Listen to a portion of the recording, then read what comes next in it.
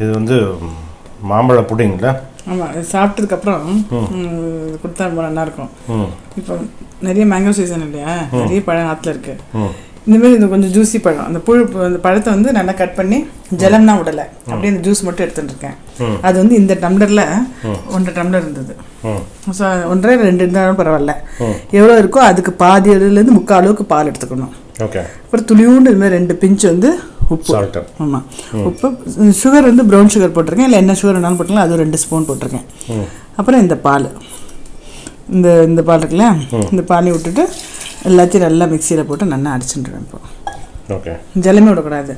2 cup இப்போ இந்த மாம்பழம் இந்த இது அதில் இதுக்கு வந்து பாதி இல்லைன்னா 3/4 அளவுக்கு பால், 2 டீஸ்பூன் சர்க்கரை, உப்பு போட்டு மிக்சியில் அடிச்சுக்கணும்.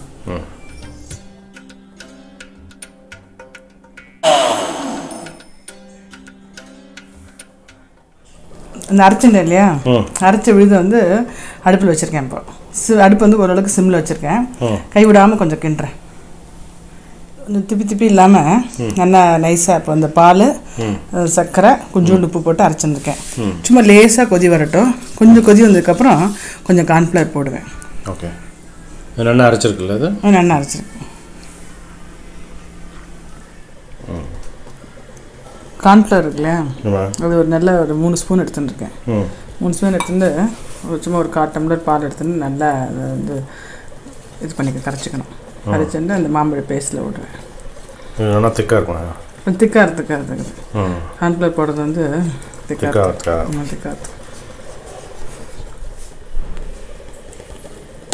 அதை விட்டுட்டு கொஞ்சம் கைவிடாமல் கொஞ்சம் கிண்டி இருக்கணும். கொஞ்சம் கெட்டியாகும்.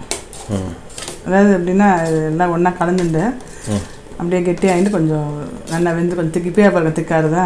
இன்னும் அப்படியே. ஆமாம், இன்னும் கொஞ்சம் திக்காகட்டும். நல்லா ஸ்மெல்லு கொடுக்கல? ஆமாம், நல்லா வெந்துடணும். அது இந்த கார்ன்ஃப்ளவர் விட்டுருக்கோம் இல்லையா, அது வெந்துட்டு கொஞ்சம் அடுப்பில் சிம்மில் வைக்கணும். நல்லா கொட்டி இதாகும். இதுமாரி பபிள்ஸ் வந்து ஒரு 4-5 மினிட்ஸில் ஆஃப் பண்ணிடுறேன். அப்புறம் பபிள் வேறு ஸ்டார்ட் ஆகிருக்கு. நல்லா பபிள் வரும்போது கொஞ்சம் திக்காகிடும், ஆஃப் பண்ணிடுறேன். கொதி வந்துடுச்சு. இப்படி கொஞ்சம் இருக்கும்போது கொஞ்சம் கெட்டியாக இருக்கு இல்லையா, நெய் தரேன் இருக்கேன். கொஞ்சம் கிரீஸ் பண்ணால் நெய் தரேன் இருக்கேன். அதை அப்படியே விட்டுருவேன்.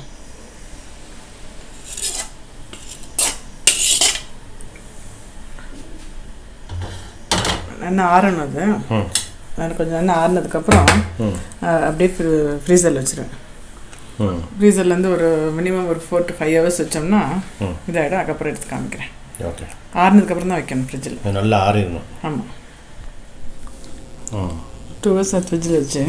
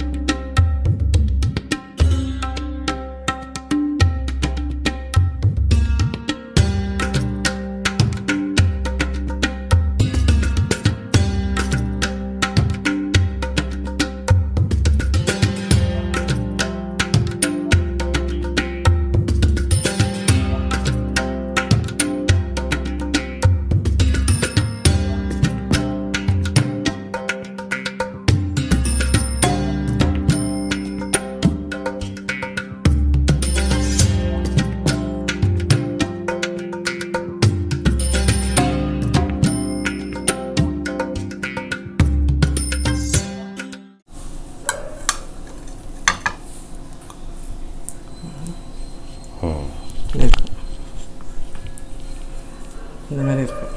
இந்த மாதிரி பீஸாக எடுத்துடலாம். இது வந்து இதோட இன்னும் கொஞ்சம் முன்னாடி எடுத்தோம்னா அப்படியே இந்த ஜெல்லி டைப்பில் குட்டி குட்டியாக டப்பாவில் குட்டி குட்டியாக ஏதாவது பாத்திரம் இருந்ததுன்னா அது போட்டு வச்சோம்னா அப்படியே ஆடுற மாதிரி இருக்கும். இது கொஞ்சம் ஒரு 2-3 hours லேட்டாக எடுத்தோம்னா இப்படி கெட்டியாகிடும். இது வச்சா கூட இப்படி ஆகிடும். இது இருக்கு இல்லையா,